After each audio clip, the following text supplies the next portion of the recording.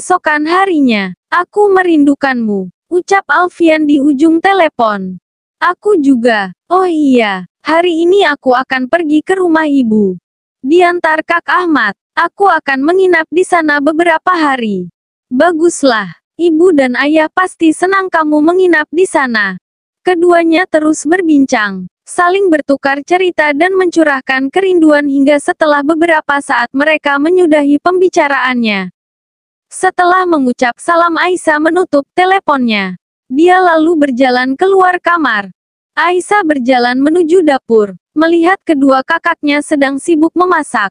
Dia lantas bermaksud untuk membantu namun mereka segera melarangnya. Sudah, kamu istirahat saja, ucap Lela sambil menggiring Aisyah untuk keluar dapur. Lebih baik kamu panggil Umi dan katakan jika sebentar lagi sarapan akan siap. Ucap Lela lagi sambil menunjuk kamar Umi. Aisyah lalu berjalan menuju kamar ibunya. Setelah mengetuk, dia membuka pintu kamar melihat Umi yang masih berada di atas sajadahnya. Dia lalu menghampiri sang ibu. Dengan perlahan Aisyah duduk di samping Umi, yang terlihat khusyuk berdoa sambil memejamkan mata dan sebelah tangan yang memegang tasbih. Aisyah lalu memeluk ibunya, sambil menyandarkan kepalanya di pundak sang ibu. Dia semakin mengeratkan pelukannya. Umi membuka matanya. Dia lalu memegang kepala putrinya dengan lembut. Ya Allah, Engkaulah yang maha melihat isi hati manusia. Termasuk itu ibuku. Jika engkau melihat dirinya berlumur dosa maka ampunilah dia. Jika engkau melihatnya dalam keadaan bersedih, aku mohon gembirakanlah hatinya. Jika engkau melihatnya dalam keadaan resah dan bimbang, hamba mohon hilangkanlah kebimbangannya, jauhkanlah keresahannya dan permudahlah urusannya. Jika dia dalam keadaan lelah karena anak-anaknya, hamba mohon padamu ya Rab. Sampaikanlah berita gembira padanya tentang pahala dan ganjaran yang besar telah menunggunya, ucap Aisyah sambil menitikkan air matanya. Amin, jawab Umi berkali-kali, lalu mengecup kening putrinya dengan penuh kasih sayang. Aisyah mengangkat kepalanya, melihat Umi yang matanya telah berair. Umi, aku tahu kepergian Abah membuat beban Umi bertambah. Kini Umi menjadi satu-satunya tumpuan dari segala masalah dan keluh kesah kami. Tapi percayalah Umi, kami anak-anakmu tak ingin membuatmu sedih dan gundah. Sebisa mungkin kami hanya ingin membahagiakanmu karena kini hanya Umilah satu-satunya sumber keberkahan kami di dunia ini. Umi mengangguk. Dia membelai wajah Aisyah. Umi tahu itu nak. Umi tahu jika semua anak Umi tak akan membuat Umi susah. Ucapnya sambil terisak. Lalu apa yang Umi pikirkan? Umi memandang wajah Aisyah. Dia lalu menceritakan kegundahan hatinya. Kegelisahan akan ketakutannya jika salah mengambil keputusan tentang ketiga saudarinya yang belum menikah. Ada beberapa lamaran untuk kedua kakakmu juga adikmu. Umi dan kesemua kakak laki-lakimu merasa bingung untuk memilih mana yang terbaik untuk saudari-saudarimu. Karena mereka menyerahkan semuanya pada kami. Umi bingung. Umi takut jika memilihkan jodoh yang salah lagi untuk mereka. Aisyah kini mengerti kegundahan hati yang tengah dirasakan sang ibunda. Umi merasa trauma atas kejadian yang telah menimpa kedua putrinya. Tak ingin kejadian yang sama terulang lagi. Umi, semoga kali ini Allah memberikan jodoh yang baik untuk mereka. Aku tahu jika Umi tak akan salah memilih. Firasat seorang ibu sangat tajam. Gunakan itu Umi, karena seorang ibu selalu ingin yang terbaik untuk anak-anaknya. Di tengah seminar yang sedang berlangsung, Alfian sedikit merenung sambil memainkan ponselnya. Melihat berulang kali pesan dari Aisyah padanya yang selalu mengingatkannya untuk tidak telat makan dan salat.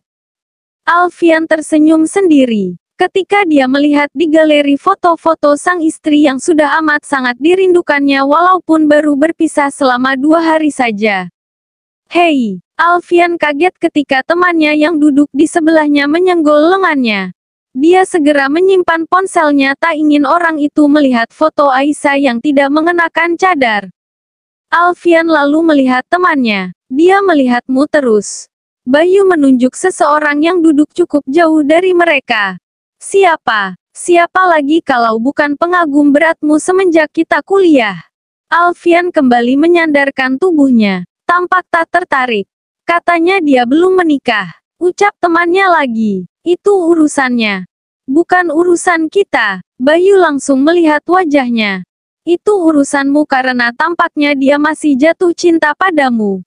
Alfian tak menjawab. Dia memperhatikan kembali narasumber di depannya yang sedang berbicara. Beberapa saat kemudian, jam makan siang tiba. Selesai melaksanakan salat zuhur, Alfian berjalan menuju tempat di mana makan siang telah dihidangkan. Setelah mengambil makanan, Alfian memilih untuk duduk di meja yang kosong. Baru saja dia duduk tiba-tiba dia dikagetkan oleh Indira. Orang yang tadi dibicarakan temannya telah duduk di sampingnya. Alfian, apa kabar? Tanya Indira sambil menyimpan piring makannya di atas meja. Baik, jawabnya melihat wajah Indira sekilas. Kembali melihat makanan di piringnya.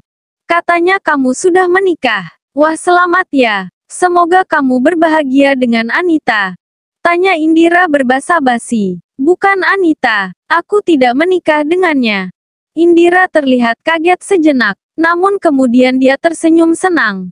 Oh iya, aku tak percaya jika hubungan kalian tak berlanjut sampai ke pernikahan. Indira tersenyum sendiri. Alfian tak menjawab. Dia fokus memakan makanannya. Wanita itu pasti istimewa, ucapnya lagi sambil memainkan sendok di tangannya melihat Alfian di sampingnya. Alfian lagi-lagi tak menjawab.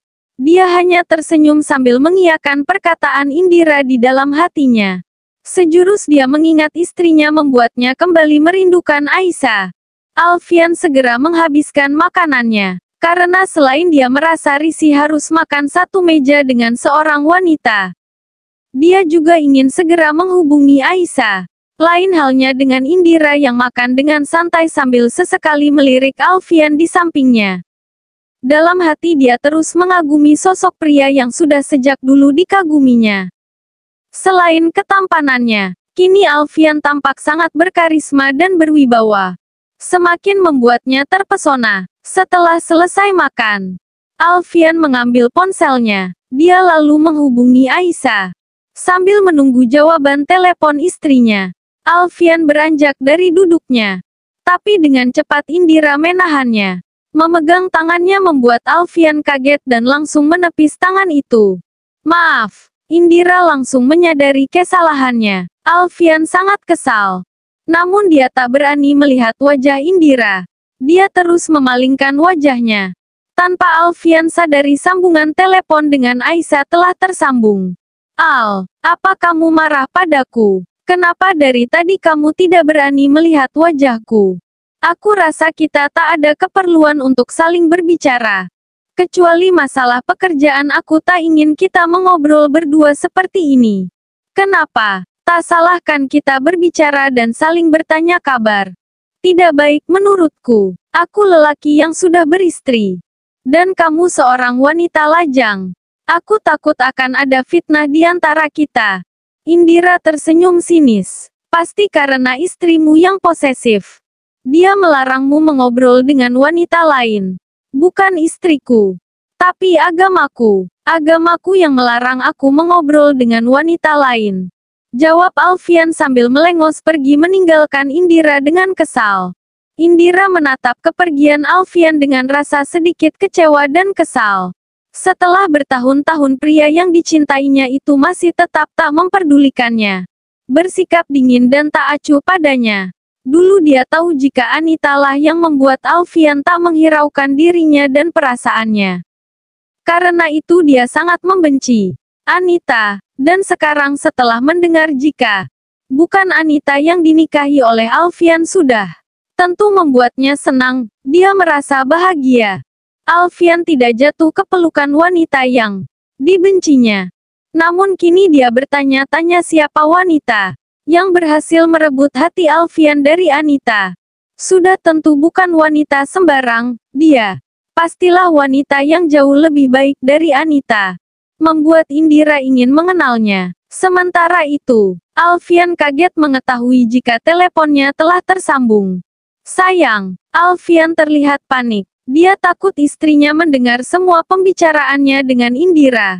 "Iya," jawab Aisyah dari ujung telepon dengan santai.